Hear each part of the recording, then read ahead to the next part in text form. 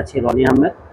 30তম ঢাকা আন্তর্জাতিক বাণিজ্য মেলায় Bangladesh China friendship exhibition Purbachal 4 নম্বর সেক্টরে এই বাণিজ্য মেলাটি অনুষ্ঠিত হচ্ছে। 3 জানুয়ারি বাণিজ্য মেলাটি শুভ উদ্বোধন করেন বাণিজ্য উপদেষ্টা শেখ বশিরউদ্দিন আহমেদ এবং 31 জানুয়ারি পর্যন্ত এই বাণিজ্য মেলাটি চলবে এবং দর্শনার্থীদের যাতায়াতের জন্য এবং সুব্যবস্থা করেছেন বিআইটিসির স্পেশাল সার্ভিস চালু করা হয়েছে।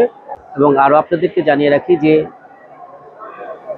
11টি বিদেশি স্টল সহ সর্বমোট 324টি আছে এবং দর্শনার্থীদের জন্য বিভিন্ন আইন শৃঙ্খলা বাহিনীর সুব্যবস্থা রয়েছে। যে অন্যান্য বারের যে অনাকাঙ্ক্ষিত কিছু ঘটনা আমরা বাণিজ্য মেলাতে দেখেছি, এবার যাতে বাণিজ্য মেলায় কোনো ধরনের কোনো অনাকাঙ্ক্ষিত ঘটনা না ঘটে সেজন্য আইন শৃঙ্খলা বাহিনী খুব তৎপর রয়েছে।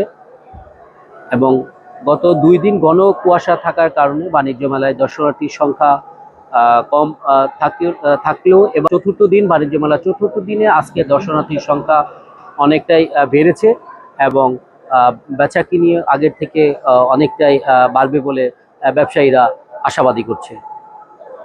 রনি আহমেদ, ঢাকা আন্তর্জাতিক বাণিজ্য মেলা।